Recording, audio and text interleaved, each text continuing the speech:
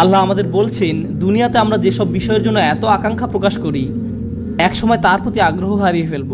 তারপর এই আয়াতের উপসংহারে তিনি বলছেন, অফিল আখিরাতে আযাবুন শাদীদ ওয়া মাগফিরাতুম মিনাল্লাহি ওয়া রিদওয়ান।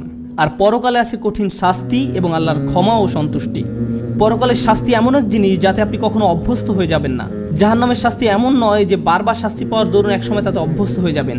এই দুনিয়ার আনন্দ, এমনকি শাস্তি তো আপনি হয়তো একসময় অভ্যস্ত হয়ে যেতে পারেন, কিন্তু জাহান্নামের শাস্তিতে কেউ কখনো অভ্যস্ত হয়ে যাবে না। এবং তারপর তিনি বলেন, ও মাগফিরাতুম মিনাল্লাহ, এবং আল্লাহর ক্ষমা, অর্থাৎ এটা চিরস্থায়ী।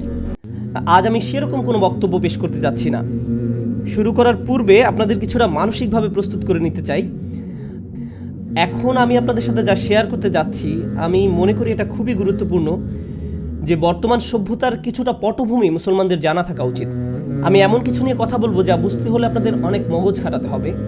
আপনারা সারাদিন ধরে এমনিতে এখানে বসে আছেন, মানসিকভাবে অনেকটা ক্লান্ত, তাই দোয়া করুন যেন আমি পরিষ্কারভাবে ধারণাগুলো আপনাদের নিকট উপস্থাপন করতে পারি এবং আপনারা যেন আমার চিন্তা পদ্ধতির সাথে একাত্ম হতে পারেন। যে কারণে আমি ভূমিকা দিচ্ছি তা হলো, যখন আপনাদের কোনো প্রশ্ন জিজ্ঞেস করব, এভাবে আমি শিক্ষা দিয়ে থাকি, আমি শুধু প্রশ্ন করার নিমিত্তে কোনো প্রশ্ন করি না। যখন আমি কোনো কিছু জানতে চাইবো, আশা করি আপনারা জোর আওয়াজে তার জবাব দিবেন। এর ফলে আমি বুঝতে পারবো যে আপনারা জীবিত আছেন। একমাত্র এভাবেই আমি বুঝতে পারবো যে আপনারা এখনো নিঃশ্বাস নিচ্ছেন।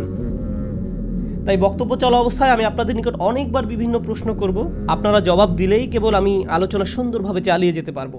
আমি আশা করছি আধা ঘন্টার মধ্যে আলোচনা শেষ করতে পারবো। যদি না পারি তবে আমি চেষ্টা করবো ইনশাআল্লাহ তাআলা। আজ আমরা ইসলামের ইতিহাস নিয়ে আলোচনা শুনেছি, আমরা রাসূল সাল্লাল্লাহু আলাইহি সাল্লামের সিরাহ নিয়ে আলোচনা শুনেছি, কিন্তু আমি আলোচনা শুরু করতে চাই ইউরোপের ইতিহাস নিয়ে। ইনশাআল্লাহ ইউরোপের কিছু ইতিহাস নিয়ে আমাদের সময়ের সমস্যাগুলো উপলব্ধি করার জন্য এই প্রেক্ষাপটটা জানা খুব জরুরি। আমি আপনাদের সেই সময় ইউরোপে নিয়ে যাচ্ছি যখন চার্চের কর্তৃত্বের বিরুদ্ধে একটা বিদ্রোহ দেখা দিয়েছিল।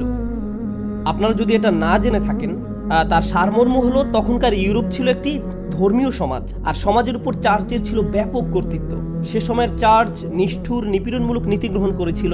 পোপের কথাকে এক কথায় সৃষ্টিকর্তার কথার সমান মূল্য দেয়া হতো। কেউ পোপের কথার সাথে দ্বিমত পোষণ করলে তাকে আমাদের ভাষায় মুরতাদ ঘোষণা করা হতো, ধর্ম থেকে তাকে বের করে দেয়া হতো এবং হত্যা করা হতো। তাদের মতে চার্চের সাথে দ্বিমত পোষণের একমাত্র ক্ষতিপূরণ রক্তের মাধ্যমে দিতে হবে। তাকে প্রথমে নির্যাতন করা হতো, তারপর হত্যা করা হতো। তারা মনে করত তার আত্মাকে রক্ষা করার এটাই একমাত্র উপায়। ইউরোপ এই ধরনের ধর্মীয় মতবাদ দ্বারা দীর্ঘকাল শাসিত হয়েছে। এর ফলে দুইটি মতবাদ মাথাচাড়া দিয়ে ওঠে। তখন উভয়টা প্রায় একই সময় আত্মপ্রকাশ করে। তার মধ্যে একটা হলো প্রোটেস্ট্যান্ট রিফরমেশন। চার্চের মতে সাধারণ মানুষের বাইবেল পড়ার কোনো অধিকার নেই। তারা নিজে নিজে বাইবেল পড়তে পারবে না। চার্চের অথরিটি বা পোপের নিয়োগকৃতরাই কেবল বাইবেল পড়তে পারবে এবং এর ব্যাখ্যাও তারাই করবে। তাদের ব্যাখ্যার বিপরীতে কোনো ভিন্ন মত পোষণ করা যাবে না। কিন্তু প্রোটেস্ট্যান্ট আন্দোলন এসে ঘোষণা দিল, না, প্রত্যেক খ্রিস্টানের বাইবেল পড়ার অধিকার থাকতে হবে। নিজেদের জন্য পড়বে, নিজেরা নিজেদের জন্য এর থেকে অর্থ খুঁজে নেবে, এর জন্য আমাদের চার্চের দরকার নেই। এভাবে চার্চের কর্তৃত্বের বিরুদ্ধে আন্দোলন শুরু হলো। সংক্ষেপে এটাই প্রোটেস্ট্যান্ট মুভমেন্ট। এই ব্যাখ্যাকে বলা যেতে পারে ক্লাস 7-8-এর ছাত্রছাত্রীদের উপযোগী ব্যাখ্যা। সে সময় আরেকটা মুভমেন্টেরও আত্মপ্রকাশ ঘটে। এই আন্দোলনটি ছিল আরো বেশি শক্তিশালী, আর দুইটি আন্দোলন পরস্পর সম্পর্কযুক্ত। তো দ্বিতীয় আন্দোলনকারীরা বলতে লাগলো, চার্চ এতদিন ধরে যে মতবাদ প্রচার করে আসছে, বৈজ্ঞানিক দৃষ্টিতে তা যৌক্তিক নয়। চার্চের এই মানুষগুলো দর্শনের বই পড়েছে, বিজ্ঞানের বই পড়েছে, যা কিছু তাদের মতবাদের সাথে মিল রাখে না। যেমন বাইবেলের মতে পৃথিবী হলো মহাবিশ্বের কেন্দ্র। কিভাবে আমরা এটা মেনে নিব যেখানে বৈজ্ঞানিক আবিষ্কার এই মতের সাথে সাংঘর্ষিক?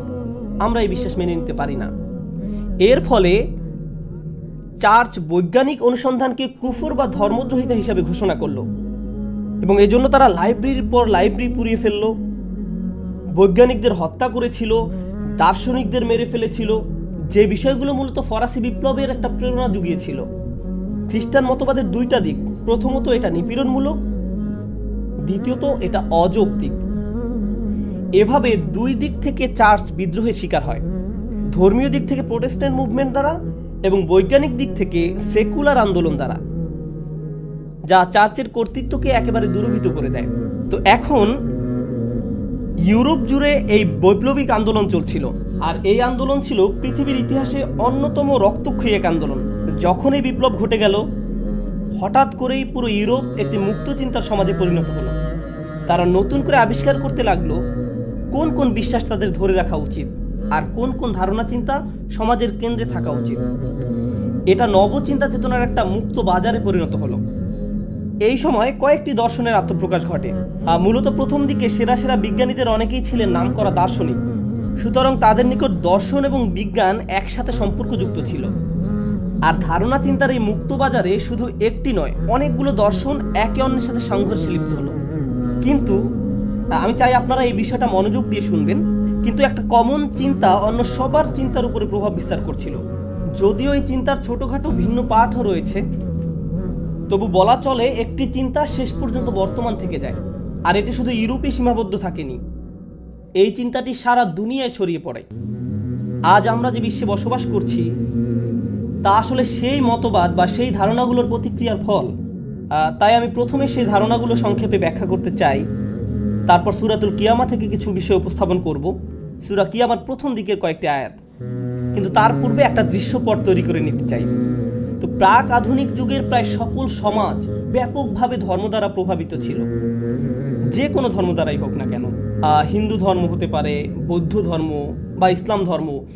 অধিকাংশ সমাজ কোনো না কোনো একটি ধর্মীয় মতবাদ দ্বারা প্রভাবিত ছিল। তো ধর্মীয় সমাজে ধর্মশিক্ষা হলো সবচেয়ে গুরুত্বপূর্ণ বিষয়, বিজ্ঞান বা ব্যবসা শিক্ষা নয়। ধর্মীয় নেতা হতে পারা ছিল সবচেয়ে প্রেস্টিজিয়াস। তাই প্রাক আধুনিক যুগের যাজক, পুরোহিত, ইমাম, আলেম বা হিন্দুদের আধ্যাত্মিক গাইড যাই হোক না কেন, এই মানুষরা ছিলেন সমাজের সবচেয়ে গুরুত্বপূর্ণ ব্যক্তি। তারা ছিলেন সমাজের উঁচু শ্রেণীর মানুষ। এখন এই মানুষদের কাছ থেকে আপনি কি শিক্ষা করেন? এদের কাছ থেকে আপনি প্রধানত তিনটা বিষয় শিখেন। তিনটি বিষয় গুরুত্ব দেওয়া শিখেন। আপনি গুরুত্ব দেওয়া শিখেন ঈশ্বরের প্রতি। আমি এখন ইসলাম নিয়ে কথা বলা শুরু করিনি, তাই আমি আল্লাহ না বলে ঈশ্বর বলছি। বিভিন্ন ধর্মে ঈশ্বরের বিভিন্ন রকমের ব্যাখ্যা আছে। ঈশ্বর দ্বারা কেউ বহু ঈশ্বর বোঝাতে পারেন, বা কেউ এক ঈশ্বর বা পৌরাণিক কোনো কাহিনী হতে পারে। যেরকম ধারণা হোক না কেন, মোট কথা প্রতিটি ধর্মে অদৃশ্য ঈশ্বরের একটি ধারণা বিদ্যমান রয়েছে। সেই ঈশ্বরের প্রতি আপনি সর্বপ্রথম গুরুত্ব দেওয়া শিখেন। দ্বিতীয়ত, আপনি যে বিষয়ের প্রতি গুরুত্ব দেওয়া শিখেন তা হলো আত্মা, সোল। মানুষের একটি শরীর রয়েছে, আবার তাদের একটি আত্মাও রয়েছে। আপনি সকল ধর্মে আত্মার উপর গুরুত্ব দেওয়ার বিষয়টি লক্ষ্য করবেন। আমাদের ভেতরের রহস্যময় একটা কিছুর অস্তিত্ব রয়েছে, আর এটাকে অবশ্যই রক্ষা করতে হবে। তাহলে এখন আমাকে বলুন, প্রথমে কিসের প্রতি গুরুত্ব দেওয়া? ঈশ্বর। দ্বিতীয়ত আত্মা। তৃতীয় বিষয়টি হলো মৃত্যুর পরবর্তী জীবনের একটি ধারণা। পৃথিবীর এই জীবনের পর কিছু একটা ঘটবে। কারো মতে আপনি একটি গাছ বা পাখি হিসাবে পুনরায় জন্ম লাভ করবেন, অথবা আপনি স্বর্গ বা নরকে যাবেন। মোট কথা, তৃতীয় ধারণাটি হলো এই পৃথিবীর জীবনই একমাত্র জীবন নয়, এই জীবনের পর আরও জীবন আছে, এরপর আরও অস্তিত্ব রয়েছে। তাহলে দেখা যাচ্ছে সকল ধর্ম জুড়ে তিনটি বিষয়ের প্রতি গুরুত্ব দেওয়া হতো। গড, আপনারা একটু আমাকে বলুন। আত্মা, আর কি? পরকালীন জীবন। এই ধারণাগুলোকে ইসলামের ক্ষেত্রেও দেখা যায়। প্রকৃতপক্ষে ইসলামেও এই তিনটি ধারণা বিদ্যমান, একটা নির্দিষ্ট রূপে আমরা বিশ্বাস করি। তো ইউরোপে যখন এই বিপ্লব ঘটে গেল, তারা বলতে লাগলো আমরা বহুদিন ধরে ঈশ্বরের উপর গুরুত্ব আরোপ করে আসছি, আত্মার উপর গুরুত্ব আরোপ করে আসছি, মৃত্যুর পরবর্তী জীবনের উপর গুরুত্ব আরোপ করে আসছি, কিন্তু আমাদের এই দুনিয়াবী জীবনটা তো ভীষণ অপ্রীতিকর। চার্চ দেখো কি করেছে। আমরা সবসময় গড নিয়ে চিন্তা ভাবনা করে আসছি, আমরা ভুল বিষয়ের উপর এতদিন গুরুত্ব দিয়ে আসছিলাম। আমাদের বরং এই মহাবিশ্ব নিয়ে চিন্তা করা উচিত, ঈশ্বর নিয়ে নয়। বরং এই বস্তুবাদী বিশ্বের প্রতি আমাদের গুরুত্ব দেওয়া উচিত। এখন কেউ যদি আল্লাহ বা গড নিয়ে চিন্তা ভাবনা না করে, তাহলে সে কি নিয়ে চিন্তা ভাবনা করবে? বস্তুগত দুনিয়া। তারা বলতে লাগলো আমাদের সকল শক্তি সামর্থ্য এই বাস্তব দুনিয়া উপলব্ধি করার কাজে ব্যয় করা উচিত। এই পৃথিবীকে বোঝার জন্য সামান্য যা চেষ্টা করেছি, তার ফলে আমরা অনেক উপকার লাভ করেছি। আপনি যখন বস্তুগত দুনিয়া বোঝার চেষ্টা করেন, যা মূলত বিজ্ঞান, আপনি নিত্য নতুন বিষয় আবিষ্কার করতে শুরু করেন। আর আবিষ্কার কি করে? আবিষ্কার দুনিয়াকে আরো উন্নত করে তোলে। নতুন নতুন জিনিস উদ্ভাবিত হতে শুরু করে, বিভিন্ন উপকারী যন্ত্রপাতি আবিষ্কৃত হতে শুরু করে। যদি আপনি বস্তুগত দুনিয়া অধ্যয়ন না করেন, আপনার পক্ষে এই আবিষ্কার করা সম্ভব নয়। তো তারা বলতে লাগলো দেখো, যারা গড নিয়ে অধ্যয়ন করে তারা কি আবিষ্কার করেছে, আর বিপরীতে যারা এই জগৎ নিয়ে অধ্যয়ন করে, দেখো তারা অবাক করা কত কি আবিষ্কার করে ফেলেছে। স্থাপত্য শিল্পে আমাদের অগ্রগতি দেখো। তাই আমাদের সকল শক্তি সামর্থ্য ঈশ্বর বোঝার জন্য ব্যয় না করে এই বস্তুগত দুনিয়া বোঝার কাজে ব্যয় করা উচিত। দ্বিতীয় কোন বিষয়ের প্রতি গুরুত্ব দেওয়া হতো? আপনাদেরকে আবার জিজ্ঞেস করছি, আত্মার প্রতীক। তারা বলতে লাগলো, আত্মা আবার কি? কেউ কি কখনো এটা দেখেছে? কেউ কি জানে এর অবস্থান কোথায়? আমরা আত্মা নিয়ে চিন্তিত, কিন্তু পৃথিবীতে কত রকমের রোগ বালাই রয়েছে সেই ব্যাপারটা কে দেখবে? তাই আত্মার অধ্যয়নের উপর গুরুত্বারোপ না করে আমাদের উচিত শরীরবিদ্যা অধ্যয়নের উপর গুরুত্বারোপ করা। আপনারা গত কয়েক শতাব্দীর দিকে তাকিয়ে দেখুন, গত কয়েক শতকে কি মানুষের শরীর নিয়ে ইতিহাসে সর্বাধিক পরিমাণে গবেষণা করা হয়নি? অবশ্যই হয়েছে।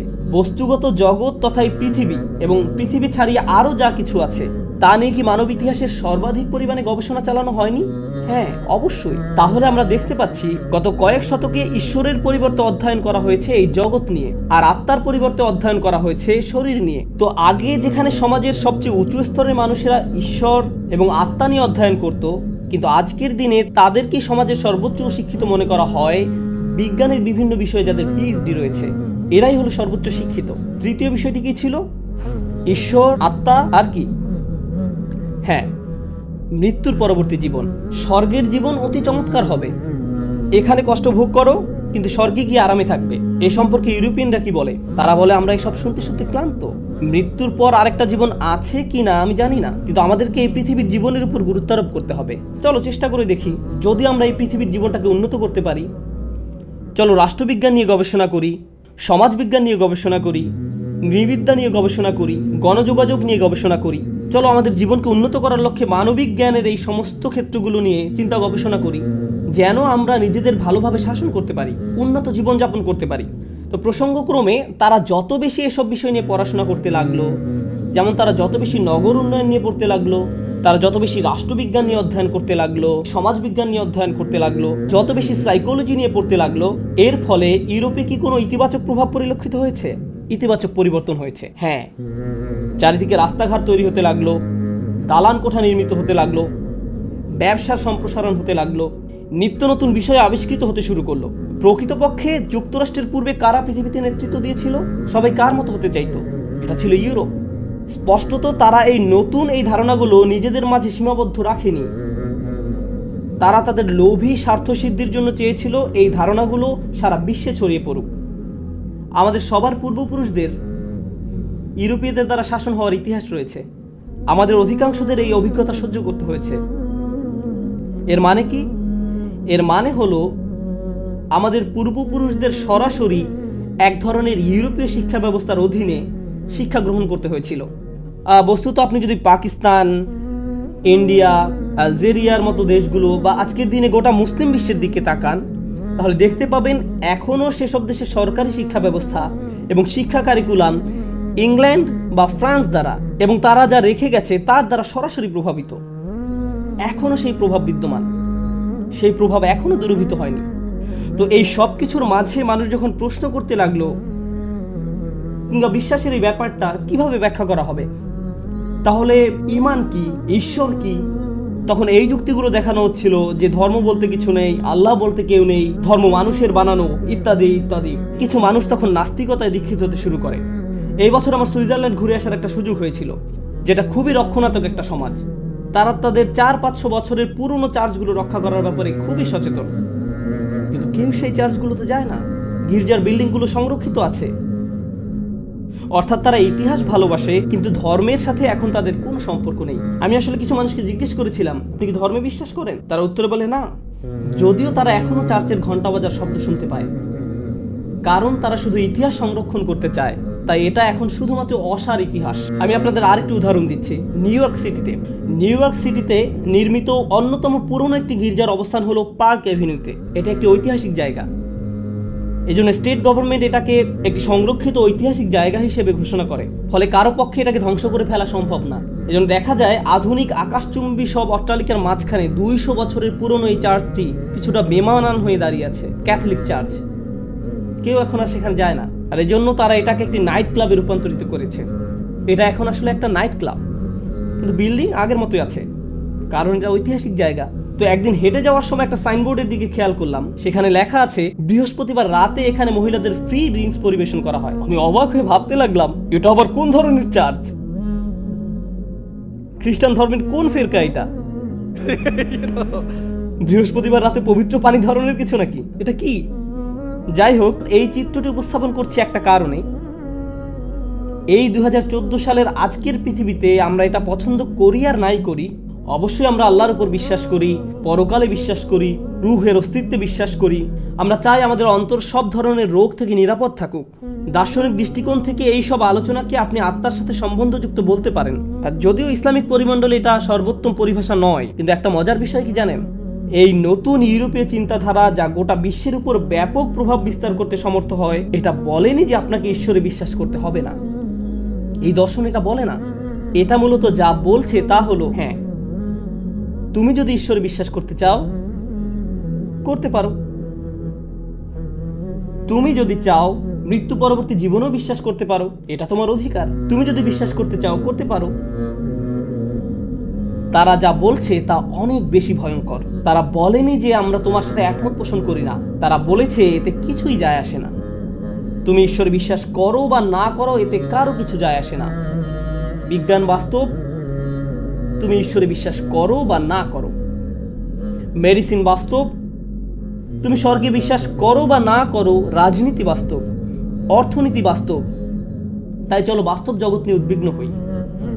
মুসলমানদের ক্ষেত্রে কি ঘটছে? আমাদের প্রায় অধিকাংশই আধুনিক শিক্ষায় শিক্ষিত। আমরা যদি কোনো শিক্ষা পেয়ে থাকি সেটা হলো আধুনিক শিক্ষা। এর ফলে যদিও আমরা আল্লাহতে অবিশ্বাস না করি, পরকালকে অবিশ্বাস না করি এবং অন্তরের বিষয়টিতেও অবিশ্বাস না করি, কিন্তু বাস্তবিক অর্থে ইউরোপীয় বিপ্লব মানুষের কাছ থেকে যে ধরনের আচরণ আশা করে, আমাদের আচরণ মোটেও তার ব্যতিক্রম নয়। ব্যবহারিক দৃষ্টিকোণ থেকে বলতে গেলে তাদের আচরণ এবং আমাদের আচরণে কোনো ফারাক নেই। যদি না পারে, তখন আপনি যদি জিজ্ঞেস করেন তুমি কি চাও, আমি যদি কোনো সম্পদ অর্জন করতে পারতাম। তারা ভাড়া বাসায় বাস করে, তারপর সুন্দর কোনো বাড়ির সামনে দিয়ে যখন ড্রাইভিং করে যায়, এমনকি এটা যদি ছোট একটা বাড়িও হয়, মনে মনে ভাবে ইস, যদি এরকম একটি বাড়ির মালিক হতে পারতাম, ব্যাপারটা খুব সুন্দর হতো, ব্যাপারটা খুব সুন্দর হতো। রিয়েল এস্টেট ওয়েবসাইটে গিয়ে বিভিন্ন ধরনের বাড়ির সুন্দর সুন্দর ফটোগুলো দেখতে থাকেন। আপনি হয়তো ভাবছেন 3-4 বছর পর অন্য কোনো শহরে যাবেন, কিন্তু আপনি এখন থেকে ওই শহরের বিভিন্ন বাড়ির ছবি দেখতে শুরু করেন। বউকে ডেকে বলেন, এই দেখো দেখো, এই বাড়ির বেডরুমটা দেখো, এই বাড়ির বাইরের অংশটা দেখো। আর আপনি নিজেকে থামিয়ে রাখতে পারেন না, আল্লাহ আমাদের ভিতরে এটা দিয়েছেন। এটা হলো আয়াতের অর্ধেক। ব্যাপারটা ভালো, কারণ আমিও আমার নির্ধারিত সময়ের অর্ধেক পর্যন্ত এসেছি। এটা হলো আয়াতের অর্ধাংশ। এই দুনিয়ায় আমি আপনি যে সব কিছুর পেছনে ছুটে চলি, এই অর্ধাংশে আল্লাহ তার একটা সারাংশ তুলে ধরেছেন। দ্বিতীয় অংশে আল্লাহ এই বিষয়গুলোকে একটা কিছুর সাথে তুলনা করেছেন। আমি আশা করছি আপনারা গভীর মনোযোগ দিয়ে শুনবেন। আমি জানি সাউন্ড সিস্টেমে প্রচুর সমস্যা হচ্ছে, আমি আশা করছি আপনারা শেষ অংশটুকু মনোযোগ দিয়ে শুনবেন, কারণ সুখের সন্ধানে ছুটে চলা এই বিষয়গুলোর জন্য এই অংশেই রয়েছে আল্লাহর পক্ষ থেকে হেদায়েত বা পথ নির্দেশনা। আল্লাহ বলছেন, কামাসালিল গাইসি আজাবাল কুফফারা নাবাতুহু। দুনিয়ার উপমা হলো বৃষ্টির মতো। আরবিতে বৃষ্টির জন্য যে শব্দটি ব্যবহৃত হয় তা হলো মাতার, কিন্তু গাইস শব্দের অর্থ হলো পরিমাণ মতো বৃষ্টি। এত বেশি নয় যার ফলে জমিনে বন্যা সৃষ্টি হয়, আবার এত কমও নয় যার কারণে জমিনে গাছ জন্মাবে না। একেবারে পরিমাণ মতো বৃষ্টি।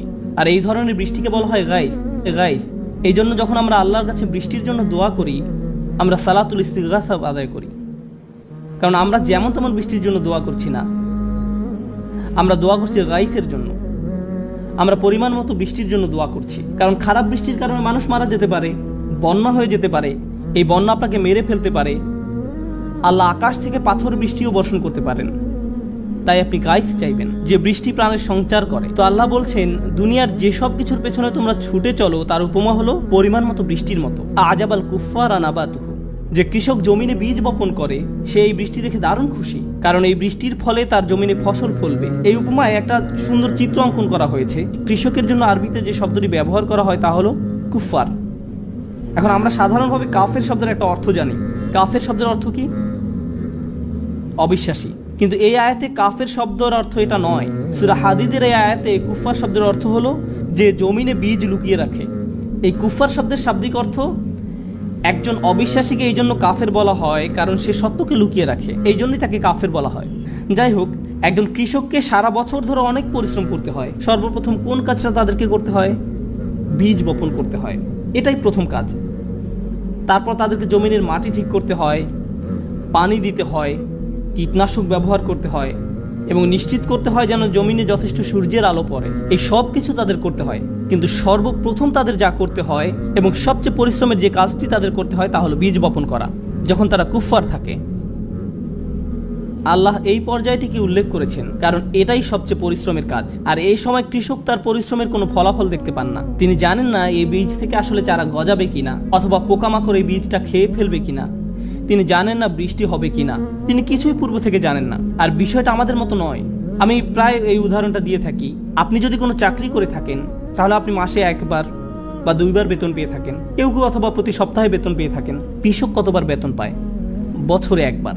তাকে সারা বছর পরিশ্রম করতে হয়, তারপর সম্ভবত বছর শেষে তার পরিশ্রমের ফলাফল পাবে। তাকে পরিশ্রম ঠিকই করতে হবে, কিন্তু ফসল পেতেও পারে আবার নাও পেতে পারে। এখন লোকটি সপ্তাহের পর সপ্তাহ জুড়ে পরিশ্রম করে যায়, তারপর একদিন ঘুম থেকে জেগে উঠে দেখে ফসলের জন্য পরিমাণ মতো বৃষ্টি হয়েছে। সে কি তখন খুশি হবে? হ্যাঁ, সে খুশি হবে। এক সময় সে দেখতে পায় বীজ থেকে চারা গাছ গজিয়েছে, গাছগুলো এখনো বড় হয়নি। যখন পরিপক্ক হবে তখন হয়তো সেগুলো উচ্চতায় তাকেও ছাড়িয়ে যাবে, কিন্তু এখন সেগুলো সবেমাত্র গজিয়েছে, আর তাতেই সে অত্যন্ত খুশি। সে অত্যন্ত খুশি। তারপর আল্লাহ বলেন সুম্মা ইয়াহিজু, তারপর তা পেকে যায়। আমি আপনাদের বলছিলাম যখন পরিপক্কতা লাভ করে তখন সেই গাছগুলো উচ্চতায় তাকেও ছাড়িয়ে যায়। যখন ফসল পরিপক্কতা লাভ করে তখন একজন কৃষকের কি করা উচিত? আপনারা কৃষক নন, কেউ কেউ হতে পারেন, আমি জানি না। কেউ কি এমন অঞ্চল থেকে এসেছেন? যখন ফসল পরিপক্কতা লাভ করে তখন আপনারা কি করেন? তখন ফসল সংগ্রহ করতে হয়, ফসল কেটে ফেলতে হয়। কিন্তু আয়াতটি এখানে একটা অদ্ভুত মোড় নিয়েছে। আল্লাহ এখানে বলেননি এরপর সে ফসল কেটে ফেলে, এরপর সে ফসল কেটে ফেলে, বরং তিনি বলছেন ফাতারাহু মুসফাররান, তখন তুমি তা হলুদ বর্ণের দেখতে পাও। তখন তুমি দেখবে এটা হলুদ বর্ণ ধারণ করেছে। এখন এটা বুঝতে পারা গুরুত্বপূর্ণ, কোনো কৃষকই নির্বোধ না হলে তার ফসলকে হলুদ বর্ণ ধারণ করতে দিবে না। এখানে ধান বা গম গাছের কথা বোঝানো হয়নি। সবুজ থাকা অবস্থায় সেটা কেটে ফেলবে। যখন এটা ফ্রেশ থাকে, হলুদ বর্ণ ধারণ করা মানে গাছ মরে গেছে বা মরে যাওয়ার পথে আছে। তারপর আল্লাহ বলেন সুম্মা ইয়াকুনু হুতামান, এরপর তা হুতাম বা খড়কুটা হয়ে যায়। হুতাম হলো যা জমিনে খড়কুটা হয়ে পড়ে থাকে, যার প্রতি আমাদের কোনো মনোযোগ নেই। হেঁটে যাওয়ার সময় আপনার পায়ের নিচে পড়লে খটাস করে শব্দ হয়, কিন্তু আপনি এর প্রতি গুরুত্ব দেন না। যেমন শুকনো পাতা আপনার পায়ের নিচে পড়লে আপনি এভাবে বলেন না, ও আমি দুঃখিত, খেয়াল করিনি। আপনি এভাবে বলেন না, কারণ এটা শুধু অর্থহীন আবর্জনা।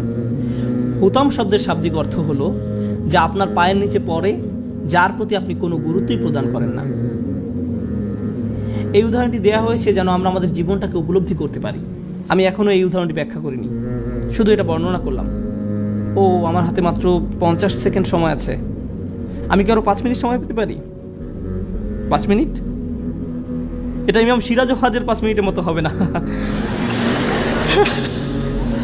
আজকে যেহেতু আপনি আর মাইক পাচ্ছেন না, তাই আমি এরকম বলতেই পারি। ঠিক আছে, আমার 5 মিনিট সময় আছে। এই 5 মিনিটে প্রথম আকাঙ্ক্ষাটি কি ছিল? খেলা করা। কোনো খেলনা নিয়ে খেলা করার পূর্বে আপনি আপনার সন্তানকে খেলনার দোকানে নিয়ে গেলেন। ব্যাপারটা খারাপ হয়তো, তবু আপনি নিয়ে গেলেন। সে খেলনার দোকানের শেলফে রাখা খেলনাগুলোর দিকে চোখ বড় বড় করে তাকিয়ে থাকে। আপনি যদি তাকে অন্যদিকে নিয়ে যান, তবুও সে তার মাথা সেই খেলনার দিকেই ফিরিয়ে রাখে।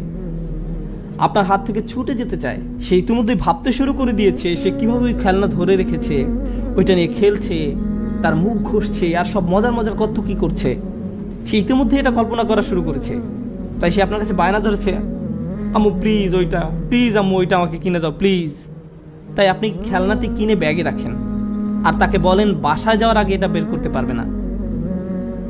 সে গাড়ির পেছনের সিটে বসে খেলনার ব্যাগটি হাতে ধরে রাখে আর বারবার ব্যাগের মুখটা একটু একটু ফাঁকা করে খেলনা আছে কিনা দেখে। তারপর এক সময় বের করে আনে। না, আমি বলেছি এখন না, কিন্তু তবুও তার প্রত্যাশার কোনো কমতি নেই। ভাবতে থাকে, ও এটা দিয়ে খেলতে পারলে চরম মজা হবে। আপনার বাচ্চাকে একটা খেলনার ব্যাগ দিয়ে রাখুন যেটা এখনো খোলা হয়নি, তারপর ব্যাপারটা ভিডিও করুন।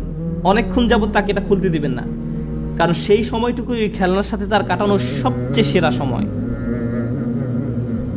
এটা ঠিক ওই কৃষকের মতো যে চরম চিন্তায় মশগুল থাকে, বৃষ্টি হবে তো, বৃষ্টি হবে তো, বৃষ্টি হবে তো। আর যখনই বৃষ্টি আসে সে চরম খুশি হয়ে যায়। যদিও এখনো ফসল বের হয়নি, যদিও এখনো গাছগুলো পরিপক্কতা লাভ করেনি, তারপরেও সে দারুণ খুশি। সে ভাবতে শুরু করে দেয়, আমি অনেক ফসল পাবো, বিক্রি করে অনেক টাকা পাবো। তো বাচ্চাটি চরম উত্তেজিত। অবশেষে সে বক্সটি খুলে খেলনাটি বের করে আনলো। সেটা নিয়ে ধরুন 3 ঘন্টা খেলা করলো, 3 ঘন্টা খেলা করলো। এরপর আপনি খেলনাটি কোথায় পাবেন? তোমার খেলনাটি কোথায়? জানি না তো। তুমি আমাকে কখনো আয়রন ম্যান কিনে দাওনি, দিয়েছে শুধু ক্যাপ্টেন আমেরিকা। আমি আয়রন ম্যান চেয়েছিলাম। অল্প কিছু সময়ের মধ্যে যা একটু আগে তার কাছে ছিল দুনিয়ার সবচেয়ে মূল্যবান জিনিস, তা এখন মূল্যবান হয়ে গেছে। আল্লাহ কোন বিষয়টিকে মূল্যহীন হিসাবে বর্ণনা করেছেন? কৃষি জমি। খেলনাটার জন্য সে এত লালায়িত ছিল, যখন সে পেল ভালোভাবে এটা থেকে উপকারও নেয়নি। কিছু সময়ের মধ্যেই তার কাছে এটা মূল্যহীন।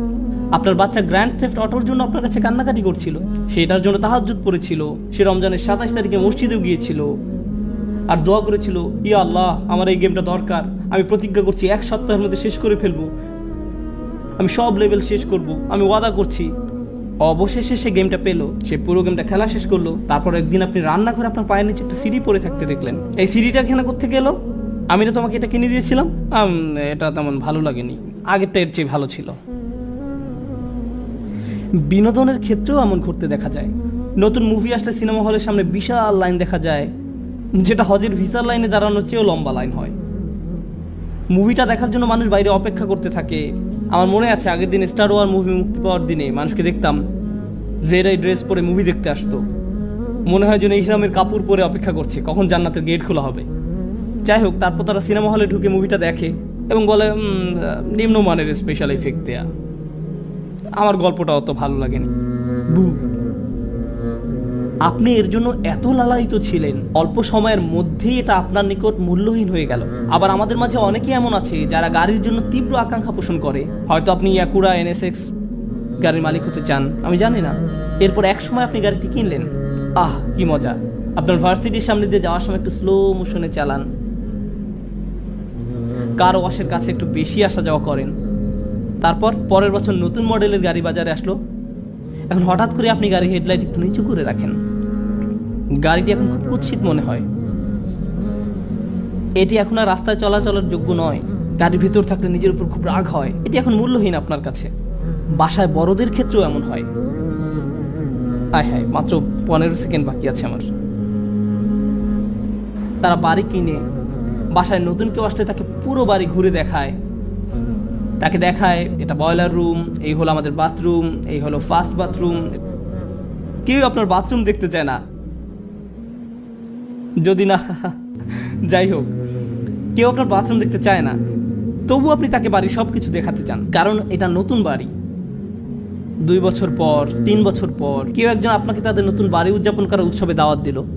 ওই বাড়ির আশপাশ খুব সুন্দর, বাড়িটাও বেশ বড়, নতুন বাড়ি, তাদের বাথরুমও আপনার বাথরুমের চেয়েও সুন্দর। এর ফলে কি হয়? হায় আল্লাহ, আপনার বাড়িটা ঠিক হলুদ বর্ণ ধারণ করেছে। বুঝতে পেরেছেন আমি কি বলতে যাচ্ছি? খেলনা হলুদ বর্ণ ধারণ করে, গাড়ি হলুদ বর্ণ ধারণ করে, আবার কারো কারো বিয়েও হলুদ বর্ণ ধারণ করে। বিয়ের প্রথম দিন আপনার স্ত্রীকে দেখার জন্য কেমন উৎসুক হয়ে থাকেন,